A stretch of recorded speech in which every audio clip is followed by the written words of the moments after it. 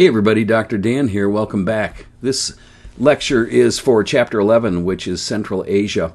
And what I have on the screen right now is a map of Central Asia today, so you can get oriented on the area and where it's at. And that's one of the big accomplishments for this chapter, is to sort of get you familiar with an area that's not familiar to you typically, and an area that's typically not covered in survey classes on world history. So we won't spend a lot of time on it, but let's get into it. So as I said, here's a map of Central Asia today, so you can see it's dominated by Kazakhstan, Uzbekistan, Tajikistan, Afghanistan, and it's over here between China, which is on the right-hand side of the screen, and Russia, which is on the left-hand side of the screen. And you can see the area borders on the Middle East, so it borders on Iraq and Iran, Pakistan, India, and China. So there's all kinds of cultural and religious influences that you would think would be part of this history, but really aren't,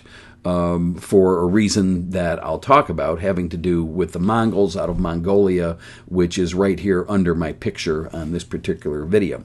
So the first thing we need to know is, who are the people that live here, who migrated to Central Asia, back, before 1000. And basically the migration is mostly Turkic-speaking people. So the population of Central Asia back in about 1100, 1200 were basically Turkic people from the southwest, and they brought the Turkic language to the area, and that dominated the area. And you also see a dominance of Islam coming into the area as far as the religion is concerned. And eventually, after the Mongols take over, which we'll talk about, they adopt Islam as the official religion of some of these khanates that were established when the Mongols established empire here. So Islam is the dominant religion. The people are originally Turkic speaking. But what happens in around 11 or 1200, which dominates the entire story of this chapter, is Genghis Khan, who is a Mongol out of Mongolia, comes into the region and it starts to consolidate these empires. And it's interesting because we've been trying to talk about diversity in this class. And this is obviously a very diverse region because it's vast and because it borders on so many unique cultural, religious areas. So that's what Genghis Khan was faced with, is trying to hold this great Central Asian empire together, in spite of the fact that there was a lot of infighting about culture and religion under his empire. And they did some pretty cool things as far as governance goes to try to allow people with different cultures to survive in one empire. So that's kind of the big story of the chapter.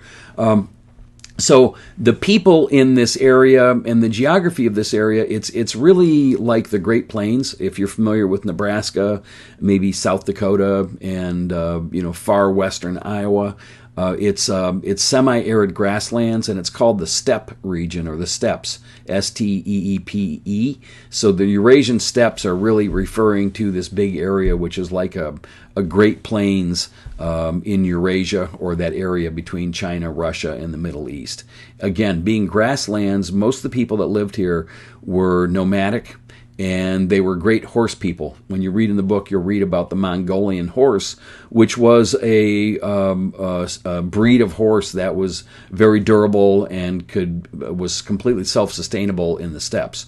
We could just eat off the grasses and run and work forever. So very nomadic, very much herders, I would say, would be the way to sort of identify most of the people in these regions.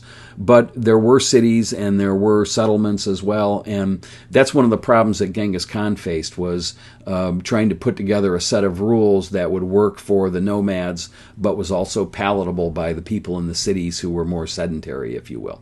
So there's that. If you look at, I'm just going to switch over to the textbook really quick. One of the big things that Genghis Khan brought and the Mongols brought was this ability to be swift on horses. and not only to be swift, but to be great archers. And if you look at this picture, the archers on the Mongol horse, it points out that these were warriors who could move quickly, could cover a lot of area, and were really deadly with their bows and their durable horses. So very fierce, very strong fighting skills, and it was easy for them to dominate an area like Central Asia. So as you read through the chapter, you'll read about the geography, you'll read about the people, you'll read about Islam, you'll read about the Mongol invasion under Genghis Khan, and then what happens is that after Khan dies, he splits up the empire into 4 khanates. So a khanate is for Khan, right? So a Khan is a leader, and a khanate is an area that's controlled by a single Khan. So you can see that there's 4 khanates after Genghis Khan passes away that his sons run, and Kublai Khan runs the Khanate of the Great Khan, which is all of China at one point. And you can see the control of this area goes all the way over past Baghdad into the Middle East, all the way to the Mediterranean at one point. And also notice the peak of the power was around the 1200s and the 1300s. So kind of a big story for something we never hear about, never talk about. It's interesting to note also that the last Khanate, the last area, lasted up until the mid-1700s, and that was in Crimea, an area we're talking about a little bit today with the Russian invasion.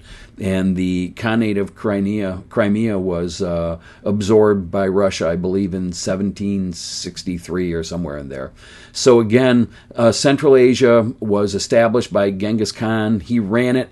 His sons ran it for a long time, and it lasted for hundreds of years and was very influential in religion and in culture in this region.